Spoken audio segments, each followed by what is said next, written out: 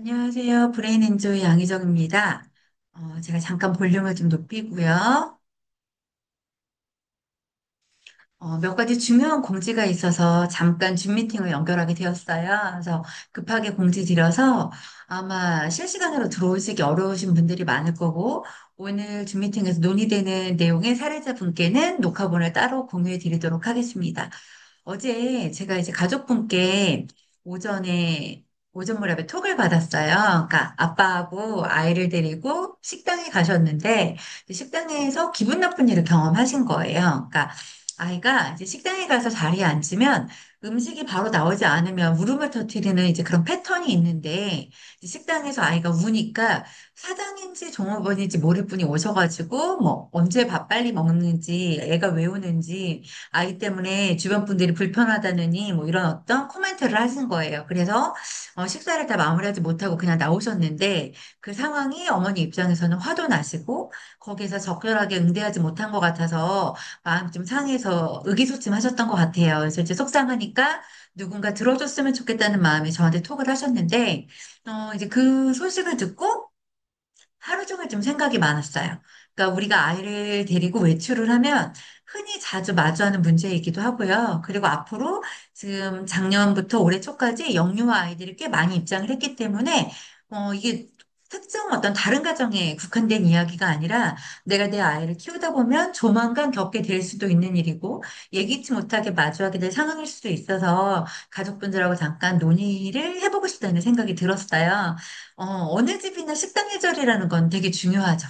그러니까 우리가 결혼을 했을 때 상대방, 이제 배우자, 뭐 남편, 뭐 시댁 식구들, 뭐 친정 식구들 서로 이렇게 생활을 하다 보면 나와 여태까지 살아온 시간이 달랐기 때문에 나에게는 이해되는 행동이나 어떤 패턴들이 상대방은 되게 좀 이상하고 혐오스러울 수도 있고 나도 상대방에게 그런 어떤 것들을 느낄 수가 있는데 솔직히 발달장애에 대해서 이해가 없으면 사실은 이 아이가 공공장소에서 왜 이런 행동을 하는지, 왜 텐트럼을 하는지 주변인들은 잘 이해하기가 어려울 수 있어요. 그래서 저희가 단톡방이라는 어떤 모둠을 만들어서 우리가 점차 한 걸음 한 걸음 밖으로 나가고자 하는 연습을 하는 가장 큰 이유는 우리가 발달 중재를 하고 센터에 가고 아이를 일반화시키려고 중재를 하고 있지만 1년이 지나고 2년이 지나고 3년이 지나면 우리의 생활이 점점 더 내핍이 돼서 예전에는 아이가 발달장애인 걸 특별하게 인식하지 못할 땐 내 생활의 바운더리가 가정 밖에도 있고 아이가 아닌 내 인맥도 따로 있고 어떤 이런 생활들이 있었는데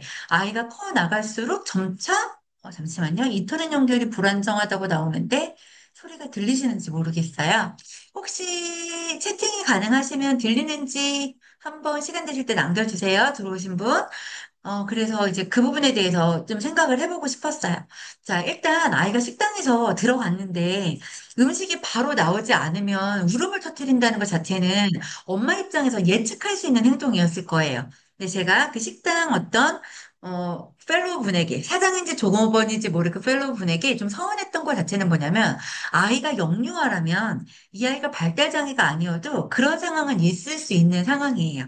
그게 어떤 상황이든지 간에 주변에서 특별하게 코멘트를 하거나 불편하다고 말하지 않았으면 그분이 제 가족분에게 그 식당에서 너희 아이가 울어서 다른 사람이 불편할 수도 있잖아. 이런 코멘트 자체는 불필요한 것일 수도 있었다는 거죠. 제가 예전에 한번 줌 미팅에서 그런 이야기를 한 적이 있어요. 서은이가 이제 캐나다에서 고등학교를 다니는데 그 학교에 학교 아이들이 모두 하는 발달장애 자폐 아이가 있어요. 그 아이가 학교에서 어떤 행사를 할 때 무대에 그냥 무단으로 올라가기도 하고 다른 교실에 그냥 무단으로 들어오기도 해서 아이들이 다 아는 아이예요. 그 아이 이름이. 그래서 그 친구가 그런 행동을 하면 이제 그 아이의 이름을 부르면서 요청을 한다는 거예요. 그러니까 우리가 무엇을 하고 있으니 네가 자리를 비켜주면 좋겠어. 라고 얘기를 한대요. 그 아이가 이해를 하든 이해하지 못하든. 결과적으로 해당 당사자가 그 내용을 완벽하게 이해하지 못했다 하더라도 그런 대화가 이루어지고 있는 그 과정 안에서 뭐가 이루어지냐면 그 아이의 활동 보조인 학교에서 그 아이를 돌보는 어떤 인력들이 상황을 수습할 수 수 있는 어떤 시간과 기회라는 게 주어진다라는 거죠. 그래서 이제 제가 어제 어머니께 드리고 싶었던 이야기 중에 하나는 뭐였냐면, 만약에 그런 상황이 예측이 된다면, 그게 늘 있는 일이라면, 어머님이 되게 막 예의나 격식이 중요한 식당에 아이를 데려가진 않았을 거예요.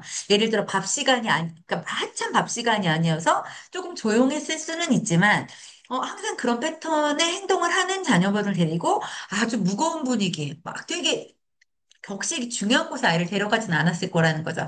그러면 아이도 단계적인 진입과 연습이 필요해요. 그러니까, 내가 이 아이가 이런 행동을 할 게 예측이 되는데, 내가 예측했고, 그 일이 일어났네.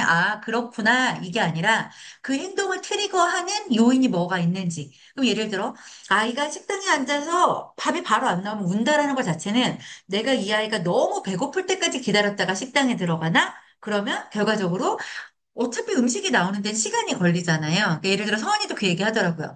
엄마, 아시아인들이 미국이나 캐나다에 와서 제일 힘든 거 중에 하나는 뭐냐면 한국 식당은 들어가면 오자마자 종업원이 오고 주문하면 5분, 10분 안에 밥이 나오는데 여기는 웨이팅도 15분, 20분, 메뉴도 내가 메뉴판을 접고 준비가 됐다는 사인을 하지 않으면 서버가 와서 주문을 받지 않는다는 거예요. 그럼 내가 그런 신호를 맞추지 못하면 내가 메뉴판을 계속 켜놓고 있으면 하염없이 기다려야 되는 거인 거잖아요. 그럼 결과적으로 이 가정에서 이 아이를 데리고 식당에 갔다는 게 잘못이 아니고 이 식당에서 이 아이의 이런 행동 패턴을 이해하지 못했다는 게 문제가 아니고, 결과적으로는 우리 양자는 다 양쪽에 대한 이해가 없는데, 그 이해가 없음에 대한 배려를 어느 쪽에서 해야 되느냐의 문제가 조금 이 사건을 해결하는데 주안점이 있다라고 저는 어제 봤던 거예요. 자, 발달장애인이 식당에 가지 못한다는 법은 없죠. 그렇죠? 우리가 이 아이들을 데리고 내 스스로 가지 못할 곳, 여기 가긴 되게 어려워. 우리 아이가 이러는 곳에 가서 적응 행동을 하기는 되게 어려울 거야라는 나의 판단과 주변의 시선이 있을 뿐이지 아무도 그걸 법으로 규제해 놓은 사람은 없다라는 거예요. 근데 내가 원서이가 어릴 때 사실은 엄마 이렇게 누나 이런 호랑이차도 없을 때 제가 아이를 데리고 은행 CD기에 가서 저금을 하는 행동을 했다라는 걸 여러 번 주면서 이야기했을 거예요. 입금이 뭔지도 모르고 출금이 뭔지도 모르는데 은행마다 CD기에 가서 통장을 가지고 1,000원, 2,000원을 입금하면서 입금이라는 글자가 은행마다 다 다른 곳에 있기 때문에 이렇게 생긴 게 돈을 넣는 행위를 촉발하는 글자인데 신한은행은 여기에 있고 국민은행은 여기에 있다라는 걸 놀이처럼 가르쳤다라는 거죠. 여러분이 센터에 수업을 데리고 가는 대부분의 것들은 여러분이 시간과 에너지를 쓰면 조만간 해결할 수 있는 일이에요. 근데 여러분들이 거기에다 돈을 쓰는 이유는 내 스스로 하기가 어렵고, 그리고 내가 번거롭고, 이미 이건 내 스스로, 이건 전문가가 하는 일이지 내가 하는 일이 아니야라는 인식이 있기 때문에 그래요.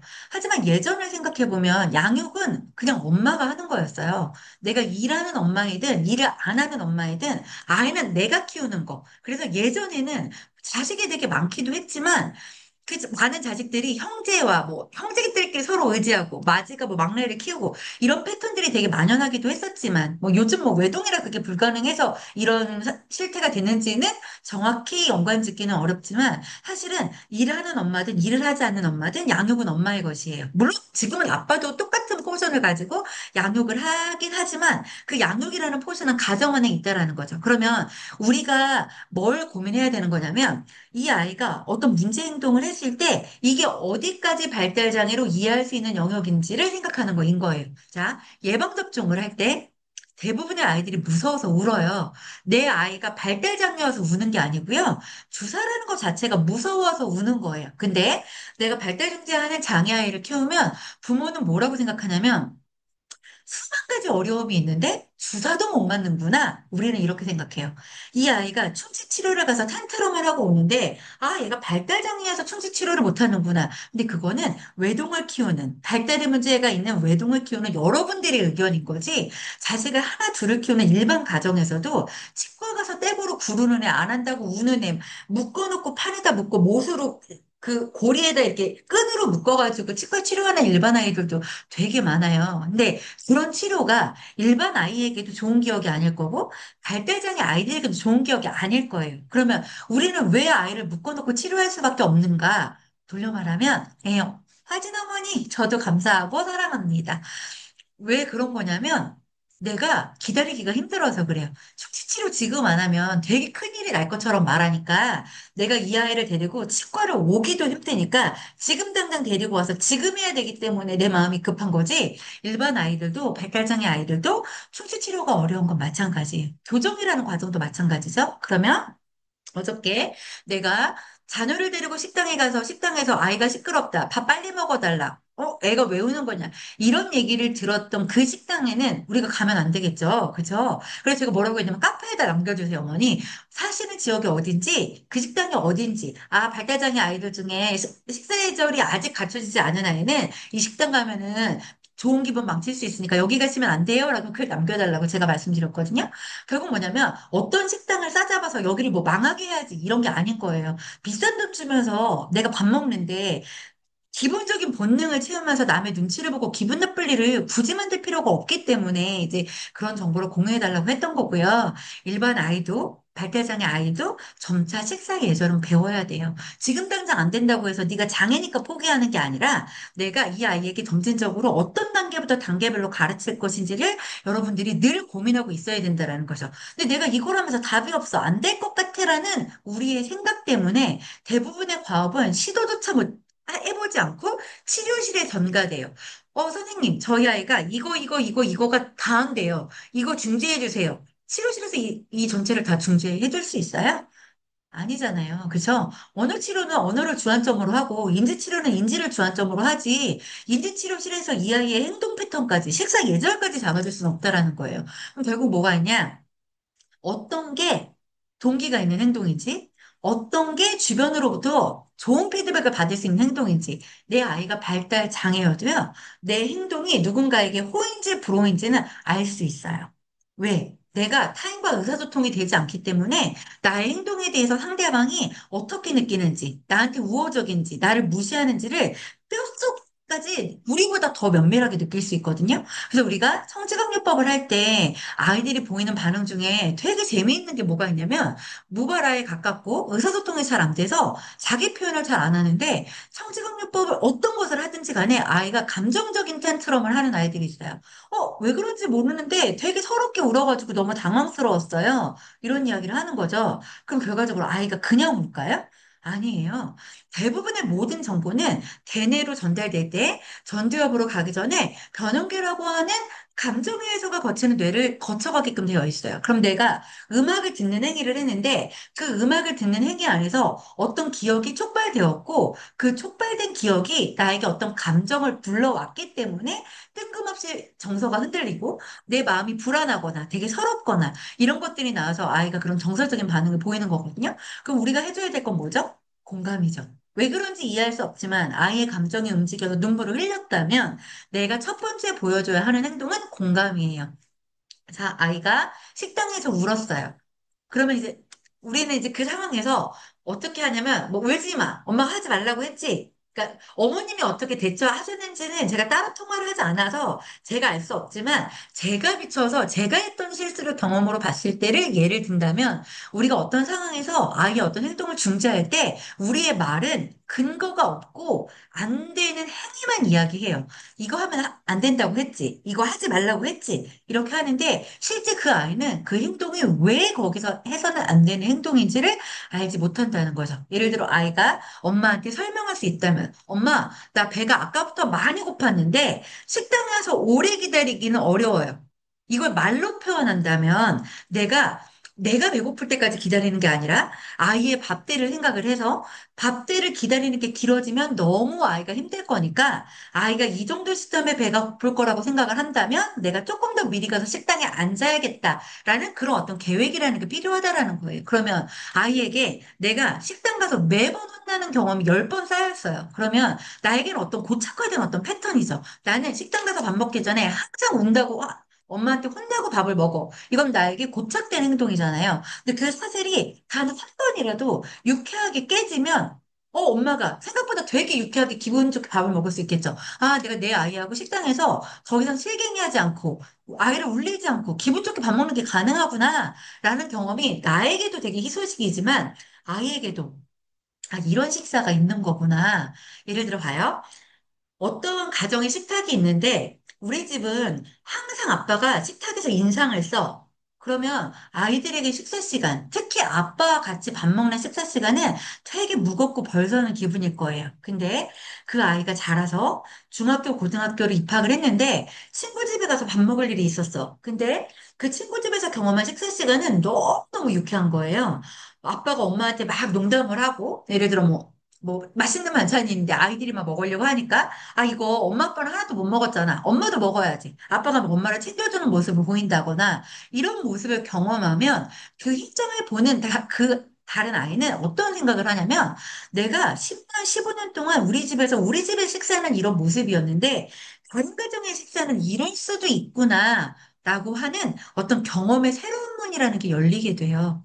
아, 어느 집이나 모든 집이 다 식사 시간에 침묵하고 밥을 먹고 기분 나쁘게 밥을 먹고 아빠가 엄마에게 툭박을 하고 밥이 맛이 있네 없네 이런 어떤 불평을 하는 식탁에 모두도 앉는 건 아니구나라는 경험을 아이가 하게 된다라는 거죠. 그래서 모든 아이의 교육은 가정에서 시작이 되고 그 가정을 근간으로 해서 우리가 학교나 기관에서 뭐라고 하냐면 어떤 아이가 바람직하고 좋은 행동을 해도 엄마 아빠 탓을 하고요. 아, 넌 진짜 멋진 엄마 아빠 밑에서 자랐나 보구나. 그러니까 이렇게 잘 자랐구나. 이렇게 엄마 아빠의 좋은 탓을 하고 내 아이에게 나쁜 면이 있어도 엄마 아빠의 나쁜 탓을 해요. 그럼 결과적으로 타인이 보는 누군가의 자녀의 어떤 행동의 근거는 그 모든 것들이 가정 내에서 시작된다고 보는 거기 때문에 우리가 어디에서 어떤 부분을 터닝 포인트로 잡아서 방향을 전환해야 지금까지의 행동의 고리를 끊을 수 있을까? 이 부분을 한번 고민해 보면 좋을 것 같다는 생각이 들었어요. 그래서 사실은 제가 어제 얘기했죠? 그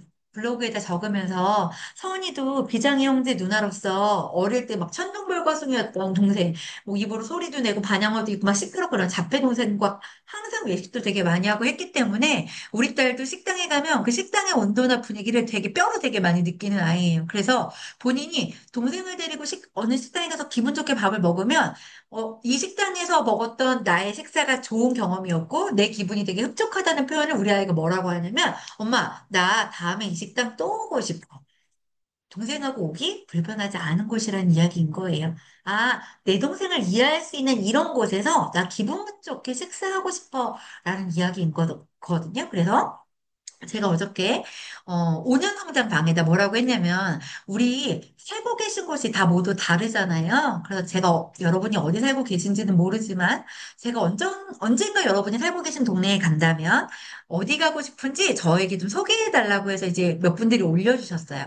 아이들 데리고 경험하기에 아이들 데리고 처음 하기에 좋은 곳 어디 있을까요? 라고 했더니 이제 숙제를 해주신 분들이 있다라는 거죠. 그럼 결국 뭐냐면 제가 그 글들을 읽으면서 무슨 생각을 했냐면 나에게도 여러분에게도 방학은 되게 고되고 긴 여정일 건데 방학이 끝나고 이제 저 같은 경우는 8월 28일에 서원이가 출국을 해요. 그러니까 그때 출국을 하면 저 이제 6월 20일부터 시작된 큰아이의 양육이 어느 정도 마무리가 되고 원석이의 방학도 그쯤 되면 끝이 나니까 아 나도 2달간 아이들에게 여러 가지 어떤 노력을 했던 시간이 그때는 마무리되겠구나. 그러면 내가 여기 가족분들이 올려주신 곳에 어차피 그분들은 거기 살고 있으니까 거기 가봤으니까 안다고 그 정보를 주신 거잖아요. 그럼 내가 어느 날 갑자기 아 제가 오늘 북한산 둘레 가려고 하는데 어머니 시간 되세요? 라고 그분 글에다 댓글을 달면 그럼 이분하고 내가 커피도 먹고 차도 먹을 수 있겠구나라는 생각으로 잠깐 되게 설레었어요. 그래서 약간 그런 거. 우리가 살면서 발대중장하는 아이를 키우면서 아이의 어려움의 무게보다 부모가 주눅 들어있는 무게가 너무 크다는 생각을 할 때가 되게 많이 있거든요. 자, 아이들에게 얘기하죠. 너는 왜 밖에 나가서 네 것도 못 찾아 먹어? 왜 네 순서인데 네 순서라고 얘기하지 못했어? 이런 이야기 아이들에게 되게 많이 하죠. 그래서 그게 어떤 극한의 경지에 갈 때 부모가 내뱉는 가장 터무니없고 자식을 망치는 말 중에 하나가 뭐냐면 자, 누가 널 때리면 맞고 오지 마. 차라리 때리고 와. 엄마가 다 책임질게. 이거. 이 말. 그쵸? 그 모든 부모가 다 똑같은 말을 하기 때문에 요즘에 아이들이 학교에서 학급 폭력이 난무하고 친구들을 말로 휘두르고 행동으로 막 가스라이팅하고 이런 친구들이 있는 게 아닌가라는 생각을 해요. 그러면 나라도 나 한 명이라도 내 자식에게 그런 행동은 옳지 않다라고 말하는 부모가 되어야 내 주변에 그런 사람들이 모이지 않을까? 내 주변에 한두 사람이라도 바꾸지 않을까라는 생각을 여러분과 나누고 싶은 거예요. 그래서 어제 식당에서 너무나 억울하고 화나는 일 겪으셨다는 그 어머님의 얘기를 들으면서 제가 이제 그분에게 카톡으로 무슨 이야기 들었냐면 아직 시작에 불과하잖아요. 라고 했어요. 지금은 아이가 어리니까 내가 기분이 나빠도, 아, 그냥 아이도 어리고 주변 사람들도 이해했을 건데, 식당 관계자가 너무 나에게, 과다하게, 너무 지나치게, 이런 대우를 해서 기분 나빠지, 이렇게 생각할 수 있지만, 그런 행동을 아이가 더 연령이 차기 전에 우리는 반드시 근절하고 교정해야 하니까, 그리고 또 반대로 이렇게도 생각할 수 있죠. 어느 집 아이들도 식당에서 힘들면 떼버릴 수 있는데 내가 그 사람의 지적이나 이런 것들을 내가 내 아이가 발달 중재를 하고 있는 아이라는 이유 때문에 더 아프게 받아들였을 수도 있어요. 그러니까 그게 어떤 것인지는 해당 어머님밖에 알 수가 없잖아요. 그래서 제가 어머님을 위로는 아니에요. 그냥 일어난 일에 불과한 거죠. 그냥 그 일이 일어났는데 내가 그 일이 나에게 어떤 위해나 내 마음의 위협, 부담, 불안, 이런 걸 촉발하는 일로 내가 사용하지 않으면 되는 거예요. 근데 사실은 그런 일이 일어났을 때 동요되지 않기가 어렵죠. 왜냐면 나도 부모고 차라리 내가 겪은 일이면 모르는데 내 새끼에게 있었던 일이기 때문에 어떤 부모도 그걸 듣고서 되게 중립적인 마음이 되기는 어려울 거예요. 하지만 그냥 일어난 일일 뿐이고요. 그 일 자체에 대해서 어떤 의미를 부여하는 건 우리 자신이에요. 그러니까 그렇게 중요한 일 아니니까 그 사람이 그 정도 사람밖에 안 되니까 걔는 내가 아무리 걔를 바꾸려고 해도 그 패턴을 바꾸지 못할 거니까 그냥 걔는 그렇게 살게 두는 거예요. 그냥 내가 저 사람과 부딪히지 않으면 되는 거고 내 주변에 발달 중재하는 가족들이 이런 식당에 와서 이런 대접받고 밥 먹지 않게끔만 하면 되는 거인 거니까 그냥 어제 일로 흘려보내셨으면 하는 생각이 들어요. 그리고 제가 그러면은, 이제 어저께 네. 제가 되게 힘든 일이 있었는데 토마티스 기계가 이제 방학이라 되게 빈번하게 나가야 되는데 기계 세대가 돌아왔었어야 되는데 돌아오질 않은 거예요. 그러니까 제가 지금 6월 중순부터 굉장히 일정이 바빴고 20일부터 7월 1일까지 캐나다에 있었고 돌아와서 코로나우스 뭐 이렇게 해가지고 택배가 너무 많았기 때문에 사실 막 DIY를 하고 막 이럴 수 있는 정신이 난 것도 이틀 정도밖에 되지 않아서 사실 7월 15일까지도 택배 때문에 굉장히 분주하고 바빴거든요. 근데 기계가 안 돌아온 거예요. 근데 이제 제가 다 리스트를 찾아야 되잖아요. 그랬는데 시간이 꽤 많이 경과한 가족분들께서 각자 다 사정은 있었겠죠. 근데 저한테 미리 말씀을 했으면 어느 집에서 지원되고 있다라는 걸 제가 미리 파악하고 있었을 건데, 죄송해요. 이렇게 하고 이렇게 마무리도 오늘 보내신다고 했는데, 제가 솔직히 말하면 되게 서운했어요. 왜 서운했냐면, 만약에 이런 일들이 원활하게 이루어지면, 제가 여러분들을 위해서 더 많은 일을 할 수 있어요. 제가 어저께 한 가족분이 그 성장 코칭방에서 그 이야기 하셨죠. 개인톡으로 거기다 톡에 뭐라고 남기셨냐면 어떤 때 행복하세요라고 이렇게 의견을 여쭈었는데 어머니가 제 사연이나 내 아이의 사례가 선생님의 줌 미팅이나 블로그에 소개될 때 본인이 되게 행복하다고 하셨어요. 제가 하루에 블로그를 하나 쓰는데 40분에서 1시간 정도의 시간을 써요. 그럼 적어도 내 블로그에 기록된 그분의 사례는 1시간 동안 제 시간에 머무르는 거예요. 저는 근데 그걸 되게 중요하게 생각해요. 그러니까 똑같이 사운드 소리를 산 고객도 있고, 인페인트를 산 고객도 있고, 토마티스를 진행하는 고객도 있지만, 그 고객이 나한테 그냥 얼마에 물건을 산 사람, 나한테 어떤 프로그램을 얼마에 산 사람에 그냥 그치는 관계로 끝났었으면, 저는 단톡방이나 이용자방 같은 거 운영하지 않았을 거예요. 왜냐면 그건 나한테 어떤 책임이 있는 어떤 일이 아닌 거죠? 나한테 어떤 수당이 생기거나, 내가 어떤 그 일로 돈을 벌거나 하는 일이 아니라, 여러분들이 결속하고, 여러분들이 연대가 돼서, 아, 우리가 우리 아이들이 좀 더 좋은 세상에 살기 위한 하나의 모둠이 되기 위해서 이렇게 결정을 한 건데, 이 일 자체에도 솔직히 상당히 많은 시간이 들어요. 그래서 제가, 이걸 할 수 있을까? 100일간 챌린지가 끝나고 나서 이 방을 내가 다시 운영할 수 있을까라고 고민할 만큼 되게 많이 에너지를 썼는데, 어제 제가 기기 반납이 늦어지신 분들을 찾아내는데 3시간 가까이 자료를 뒤진 거예요. 그 대여 리스트에서요. 왜냐면 왜 3시간이 걸렸냐면 그 일만 하면은 적어도 1시간 안에 끝났을 건데 상담하면서 흐름이 끊겨서 다시 찾고 전화 받고서 다시 찾고 하다 보니까 그 시간이 3시간 이상 걸렸는데 어제 저녁 10시가 돼서는 너무 힘들어서 기절해서 자니까 저희 엄마가 야, 니네 엄마 오늘 너무 힘드니까 니네 엄마한테 더 뭐 말하지 말라고 할 정도로 어제 제가 되게 많이 지쳤었거든요. 그래서 제가 그런 어떤 서운한 마음이 잠깐 들면서 무슨 생각이 들었냐면 사정은 모든 사람에게 있지만 대여일을 항상 지키는 분은 항상 지켜요. 제가 지킨다는 것 자체는 내가 14일간 대여를 해서 14일에 딱 맞춰서 돌려준다는 이야기를 하는 게 아니에요. 왜냐면 서로 간에 기계가 갈 때도 어차피 받을 때 조금씩 지연돼서 받으시고 받고 나도 내 아이가 아프거나 여행을 가거나 일정이 생길 수 있기 때문에 내가 차이나는 3일에서 5일 정도의 갭은 제 날짜에 받는다고 생각을 하는 거여서 그 순내지 5일간의 지연을 지연이라고 보지도 않는 거예요. 그럼 적어도 제가 리스트를 찾아서 이걸 엎어가지고 찾아야 될 정도가 된다라고 하면 한 달 이상의 지연인 거거든요.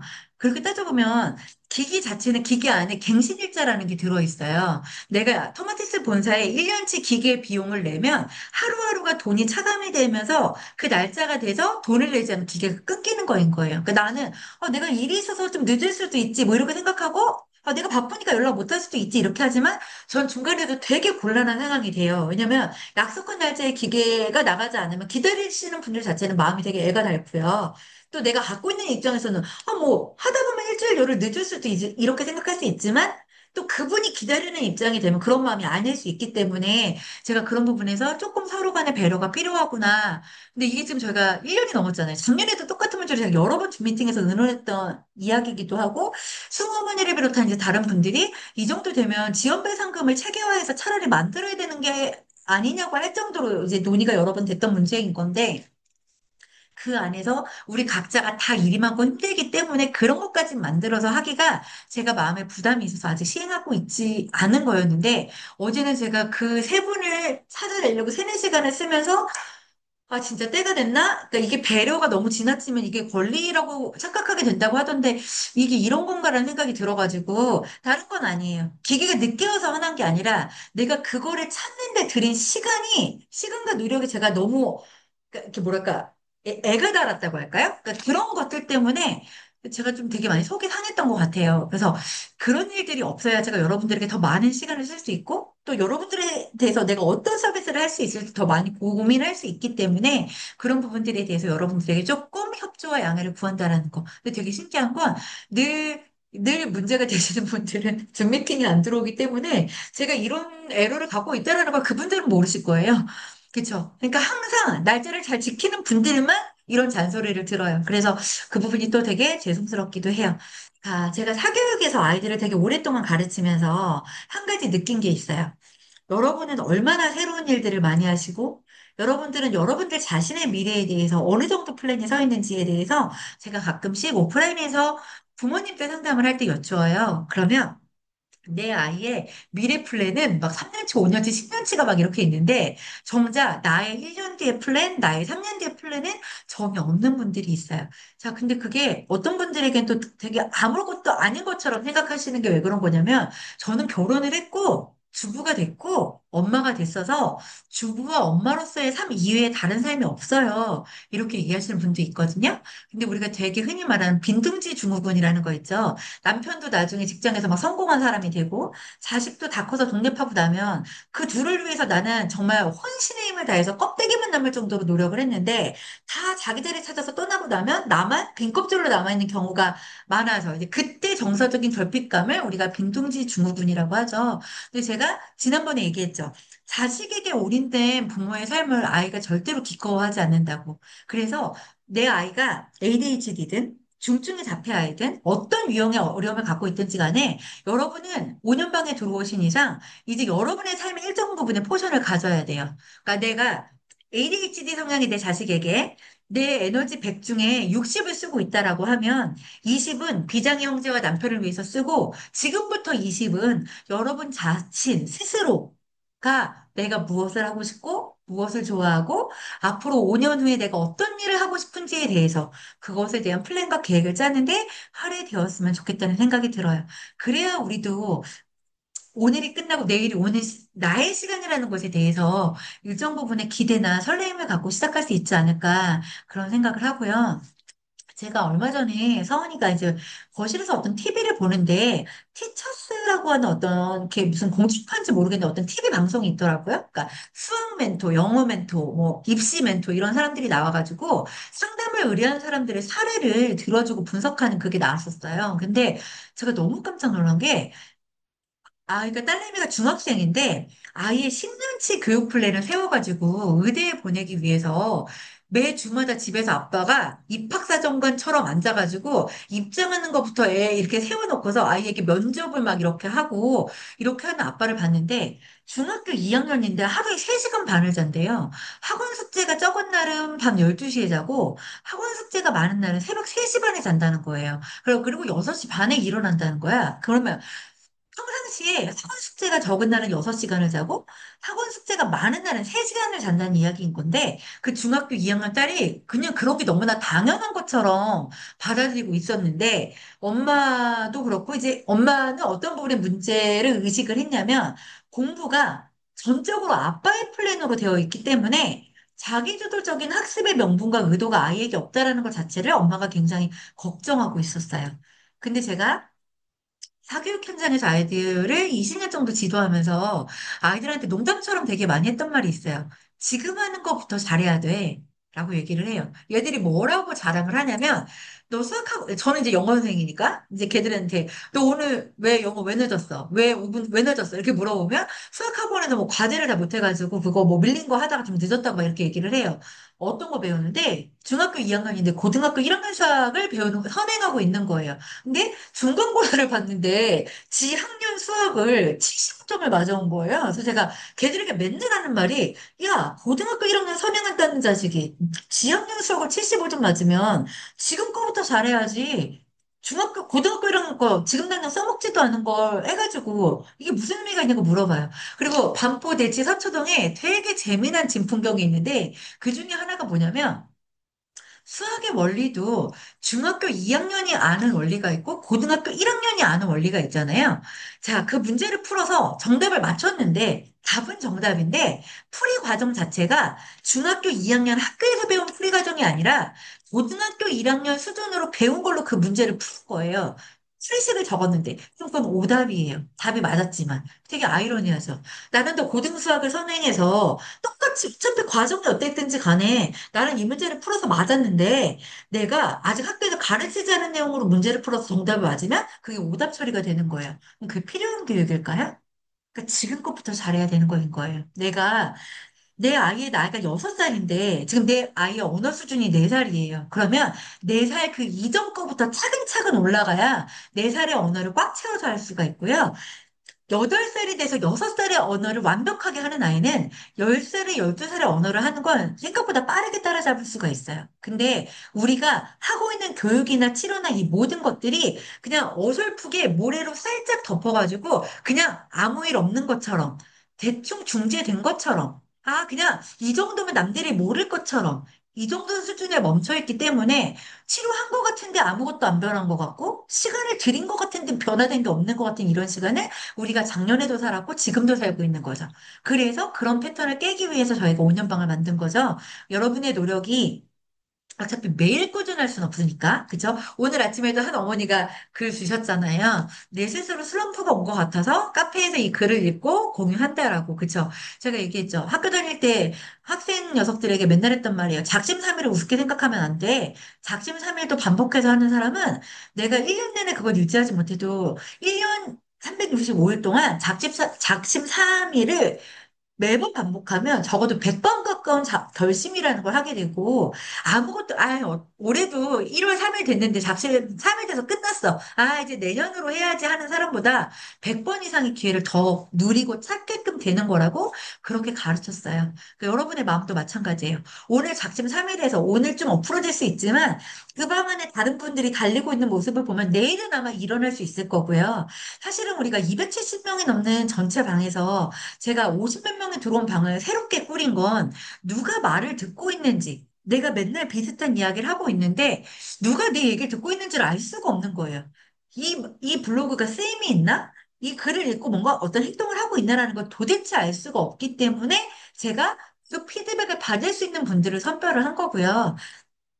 그 선별하신 분들이 본인의 사례를 앞으로 5년 동안 주기적으로 저에게 공유를 해주신다라고 하면 제가 그 아이들에게 관심을 가질 거예요. 이렇게 생각할 수 있죠. 어차피 내가 돈 내는 치료사도 내 새끼에게 관심이 있고, 내 아이가 다니는 학교에도 관심이 있고, 다 관심이 있는데 뭐 관심 자체가 뭘 변화시키나요?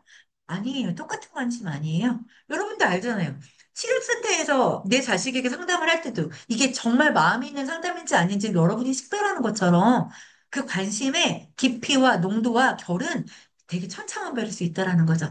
또 여러분은 지금 들어와서 우리가 7월 22일에 본격적인 챌린지를 시작하는데 아직 시작도 하지 않았지만 이거 어떻게 시작하지? 내가 꾸준히 할 수 있을까를 고민하고 계시지만 제가 지금 시점에서 여러분을 바라보고 이야기하고 있는 시점에 저는 5년의 챌린지가 끝났고 어떤 성과가 나왔고 누가 어떻게 변했다라는 것들에 대한 대략적인 아웃풋을 저는 스스로 매일 그려요.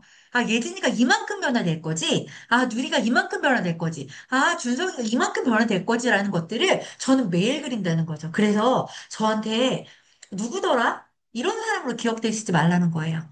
똑같이 사운드 소리를 했는데 한 번도 나에게 피드백을 주지 않아서 어느 날 갑자기 뜬금없이 상담을 했을 때 이분이 내 고객인가?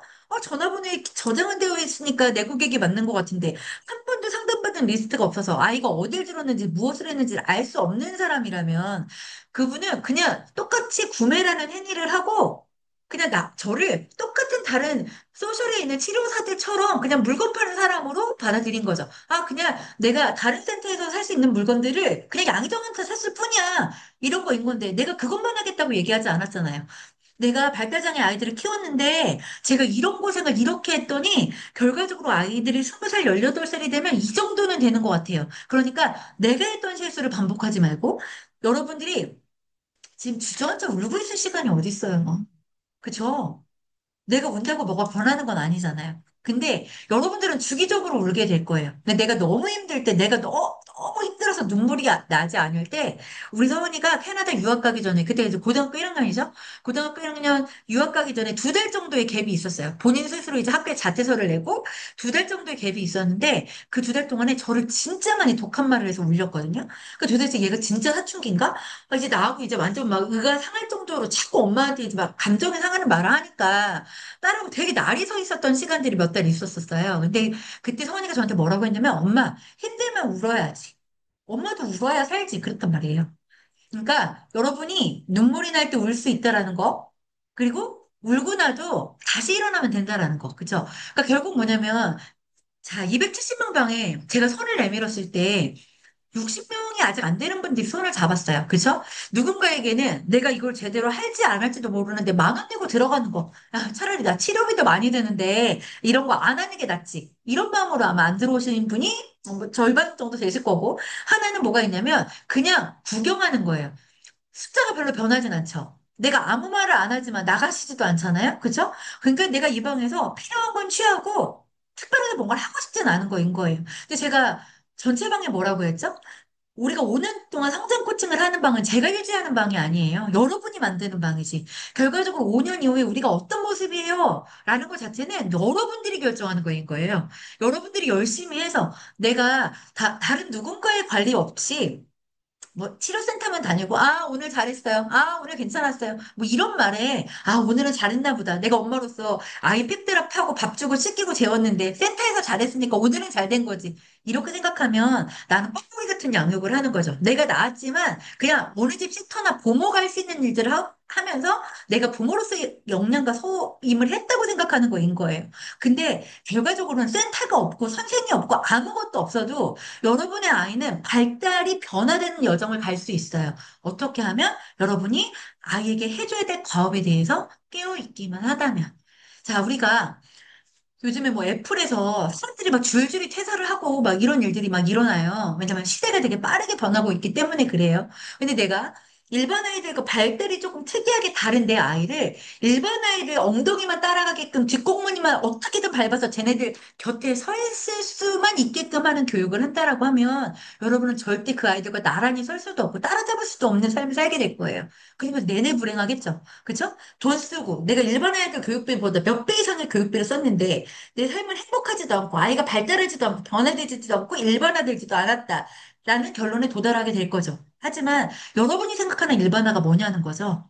어떤 게 일반적인 삶이에요? 제가 서은이한테 그랬어요. 서은아, 만약에 네가 합격한 대학들에서 몇 개를 선택했다라고 하면 엄마가 네 학비에 체력비까지만 1년에 1억을 썼어야 되는데 네가 좋아하는 학과에 좋아하는 대학으로 국공립 대학을 들어가서 엄마가 그거에 3분의 1의 돈만 지원해도 됐을 때가 너한테 너무너무 감사해. 근데 그게 돈이 절약된 게 자체가 감사한 게 아니라 그 절약된 그 대학이 네가 가장 원했던 대학이고 네가 가장 가고 싶었던 과라는 것 자체가 엄마가 되게 큰 축복이라는 생각이 든다고. 근데 제가 그 와중에도 뭐라고 얘기했냐면 1억이 들어가야 될 학비가 절반으로 줄어서 기쁜 게 아니라 이곳조차도 네가 지금 현재 간 대학과 학과조차도 네가 너의 여정 안에서 이 길이 아니라고 생각한다면 언제든지 우린 다른 선택을 할 수 있고 내가 원석이에게 뭘 하면 좋을까? 자폐급 치고는 잘 배워지는데 그럼 대학을 보내서 어디에 고용되는 삶이 되어야 되나? 그럼 뭘 해야 돼요?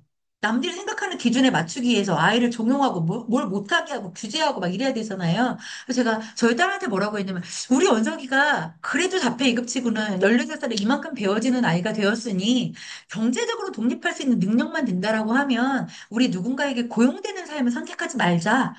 우리가 경영하는 삶이 될 수도 있는 건데, 우리가 왜 누군가에게 고용되기 위해서 나의 어떤 조건을 맞추고 기본을 해야 되고, 이렇게 살 필요가 없는 거잖아요. 그래서 저희 시어머니가 저한테 맨날 농담처럼 했던 이야기가 있어요. 이제 그러니까 본인 자식을 자랑하기 위해서 했던 말일 거예요, 저한테는. 본인의 큰아들이 의사고, 둘째 아들이 은행원인데, 그러니까 그 자기 아파트 같은 라인에 살고 있는 부모들이 자기 아들은 서울대 대학원 다닌다고. 아, 내 아들은 연세대 대학원 다닌다고. 막 이렇게 자랑했던 분들이 있는 거죠. 근데 이제 본인이 생각할 때, 내 아들이 의사고 은행원이지만, 아, 왠지 서울대 막 대학원을 다닌다고 하니까, 연세대 막 대학원 다닌다고 하니까, 거기 약간 심리적인 위축이 있었는데, 시간이 지나고 보니까 걔들이 다 집에서 놀아. 서울대 대학원을 나왔는데 집에서 놀고 있고 어정쩡한 거죠. 나 너무 많이 배우고 학비로 돈도 많이 썼는데 내가 어디 가서 사무실 가서 격리를 하기에는 나의 학벌로는 그런 일을 못한다고 생각하기 때문에 그분들이 취직하지 않는 고급 백수로 남아 있는 거인 거예요. 그래서 제가 저희 딸에게 늘 했던 말이 있어요. 배움이라는 건 쓸모가 있어야 하고 쓸모 있는 직업이 어느 정도 시간이 쌓이면 네가 하고 있는 일과 네가 갖고 있는 재능은 누군가에게 기여하는 기여의 수단이 된다. 그러니까 단순히 돈벌이로만 생각하지 말고 너에게 갖춰지는 재능이 누군가의 삶에 기여가 될 수 있는 방향을 생각한다라고 하면 거기에 돈은 따라오는 거고 거기에 어떤 역량은 따라오는 거지 돈을 목적으로 명예를 목적으로 달리는 게 아니라고 저는 어릴 때부터 선생님이 그렇게 이야기했던 것 같아요. 그래서 제가 저희 딸에게 늘 말할 때 봐봐 아빠는 은행원이지만 평생 자기 직장을 힘들다고 이야기하는데 엄마는 남들이 말하는 비정규직 그 사교육 강사지만 엄마는 직업에 대한 만족도가 굉장히 높아. 엄마는 엄마 일이 되게 자랑스럽고 누군가의 인생을 변화시키는 일이라는 게 너무나 뜻깊고 보람된다는 생각이 들어. 엄마가 20년 동안 현장에서 아이들을 가르쳤는데 엄마 나이가 40대 중반이 되니까, 선생님, 제가 그때 선생님을 만나지 않았더라면, 아, 그때 선생님이 그런 말을 저에게 해주지 않았더라면, 제가 지금의 모습이 아니었을 것 같아요라고 말하는 언니 오빠들이 있어. 근데 엄마가 그 아이들이 정말 그렇게 될 거라고 믿었다? 이건 아닐 수도 있어. 엄마가 그 아이들에게 가장 잘하려고 했던 건 네 스스로 너의 역량을, 너의 캐파를 최대치로 믿지 않으면 결과적으로 어떠한 새로운 수준에도 도달할 수 없기 때문에 항상 본인의 역량과 캐파를 남들이 기대하는 나의 수준보다 더 크고 넓고 깊게 생각해야 된다라고 아이에게 말했던 것 같아요. 그래서 누군가 뭘 너에게 제안하거나 누군가 너에게 뭔가를 권유했을 때 저는 이런 거 못해요. 이런 이야기보다는 한번 해볼게요. 이렇게 얘기해보거나 꼭 그걸 말로 뱉지 않는다 하더라도 네가 그 상황에 자신이 없을 수 있다라고 하면 이런 영역도 있구나. 이런 세계도 있구나라고 너만의 어떤 도전을 거듭해보다 보면 어느 순간에 이것도 나에게 기회의 문이었고 이것도 내가 할 수 있는 일이었구나라는 그런 판단과 경험을 하게 된다라고 제가 저희 딸에게 이야기했어요. 그리고 제가 되게 농담처럼 할 수 있는 얘기지만, 5년방에 그 성장고층방에 이렇게 신청을 안 하셨던 분이 어제 오전에 선생님 저 이거 입금했어요. 이렇게 하면서 그 방 초대해 주세요. 이렇게 얘기하면서 저한테 뭐라고 했냐면 열심히 잘할 수 있을지 모르겠지만 그래도 하고 싶어서 결정했다고 뒤늦게 신청했어요. 이렇게 얘기를 하신 거예요. 그래서 제가 어머니한테 뭐라고 얘기했냐면 어머니 열심히 할 수 없을 것 같은 일을 잘 해낼 수는 없다고. 그리고 너무 힘들게 애쓰지 마세요. 제가 어머님들께 정말 죽도록 노력해야 돼요. 안 되는 일을 되게 하기 위해서 애써야 돼요. 이렇게 하기 위해서 여러분들을 그 방에 모은 게 아니에요. 어차피 가야 되는 양육의 여정이라면 여러분과 행복하게 지내고 싶은 거고요. 여러분들이 그 일을, 아, 이거 진짜 힘들구나. 와, 이거 정말 중증의 과업이구나. 이렇게 어렵게만 느끼지 않을 수 있게. 제가 20살, 18살 키웠더니, 아이가 어릴 때는 몸이 되게 힘들지만 그 시기는 생각보다 되게 금방 지나가요. 그러니까 지금 할 수 있는 모든 것들을 투자해서 몸을 쓰고 에너지를 쓰고 시간을 써서 아유와 깊은 라포를 쌓는 게 좋을 것 같아요. 이런 것들을 이제 저의 경험을 통해서 여러분들이 이야기하는 거잖아요. 그래서 제가 그 어머니가 했던 거 열심히 하시라는 얘기 아니에요. 재밌게 잘해보자는 이야기인 거고 그리고 어머니 스스로 저 이거 잘할 자신은 없지만 이라고 말하면 잘해내지 못하게 되니까 이건 그냥 오늘 어머니와 저의 그냥 비밀처럼 지나가는 얘기처럼 그렇게 지나간 이야기로 하겠다고. 잘 해낼 거라고 해도 실패하잖아요.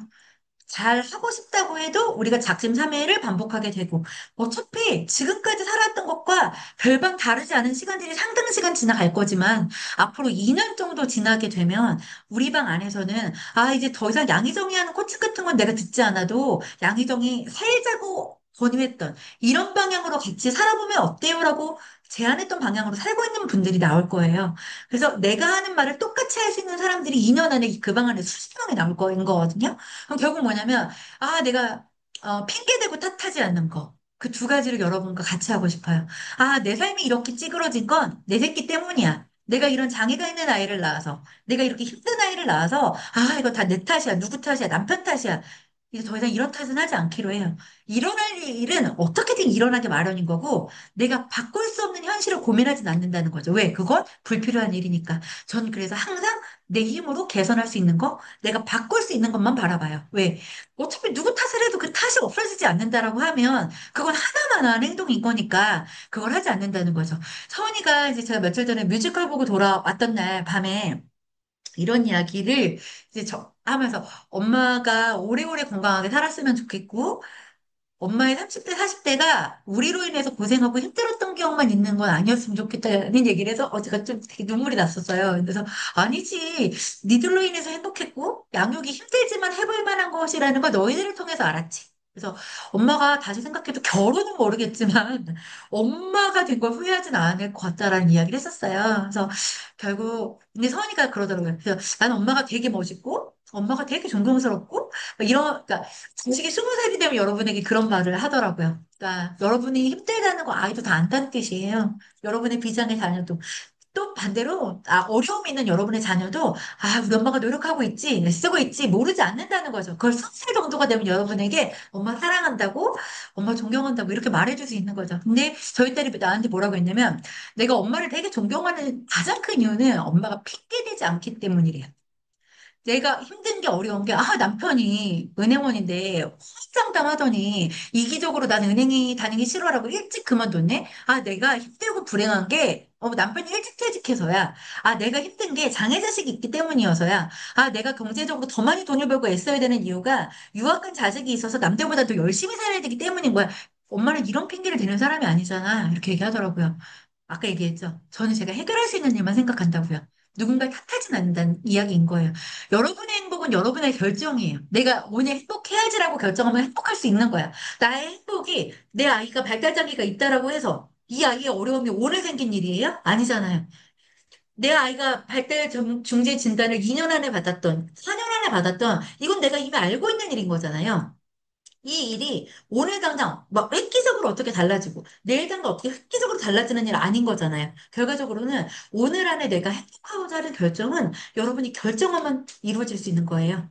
그쵸? 근데 내가 오늘 기분이 좋지 않은 게 누군가의 탓이라고 느껴진다면 아직 우리는 독립된 자아로 성숙한 어른으로 살고 있지 못한 거일 수도 있기 때문에 저도 늘 제 마음을 경계하고 제 마음을 돌아보려고 생각을 해요. 그래서 제가 되게 많이 힘든 순간에도 내가 돌봐야 될 사람이 한두 명이 아닌데 내가 지치면 안 되지. 사실은 제 삶의 에너지가 여러분들한테 나온다고 해도 그건 과언이 아니에요. 그래서 어제처럼 돌아오지 않는 토마티스 기계를 찾는다고 세네 시간 정말 시간이 쓸 때는, 다 내 맘 같진 않구나. 내가 누구를 위해서 이런 일을 하는 거지만, 이러면 복잡한 마음이 들 때도 있지만, 또 바쁜 시간 안에 짬을 내서 들어와서 제 얘기를 들어주고 계신 분들에게, 또 이분들에게 도움이 된다라고 하면, 그래서 내가 이 일을 지속하게 되는 거구나라는 생각을 하게 되기도 하고, 저도 하루에 되게 복잡하고 다양한 생각들을 만나요. 그래서 여러분이 오늘 하루 비도 좀 많이 오고 막 이랬었는데, 인천 속도는 오늘 좀 그쳤어요. 그래서 좀 여러분의 기분이 막 비가 내내 내리던 그때보다는 조금 더 나아진 상황이길 바라고요. 저희가 7월 22일에 본격적인 행보를 시작하고 이제 조금 예행 연습하고 있지만 누가 그렇게 적었죠. 아침에 눈 떠서 어떤 공간에 되게 자주 들어가서 찾아보고 싶은 공간이 있다라는 것 자체가 되게 큰 위로가 된다고 그걸로 충분하다는 생각을 했어요. 그분들에게 위로가 되고 그분들의 마음을 돌보는데 어떤 이바지가 되고 있다면 여러분이 누군가에게 하는 따뜻한 말 한마디, 여러분이 공유해주는 작은 정보 하나가 누군가에게는 내가 오늘 지치지 말고 어제하고 비슷하게 나의 텐션을 유지하고 살아야지 하는 명분이 될 수도 있는 거니까 우리가 앞으로 5년 동안 합을 잘 맞춰서 잘 지내봤으면 좋겠다는 생각이 듭니다.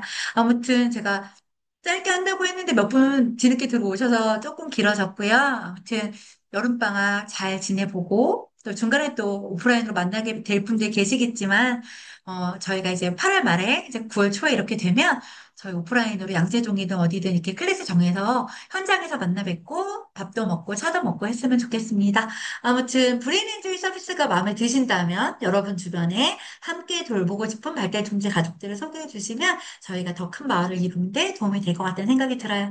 아무튼 감사하고 오늘 많이 행복하셨으면 여기 들어와 주신 여러분들로 인해서 저희 하루는 행복하게 마무리될 것 같습니다. 아무튼 들어와셔서 어떤 인사이트가 되는 의견이 있었다고 한다라고 하면 전체 방에 짧게 코멘트 주시면 좋을 것 같아요. 270명 중에 늘 두세 분 이렇게 들어오시니까 그렇죠? 그래서 앞으로는 현장으로 여러분을 찾아뵈러 가려고 합니다. 아무튼 들어와 주셔서 너무 감사해요. 이제 다 얼른 업무로 복귀하세요. 고맙습니다.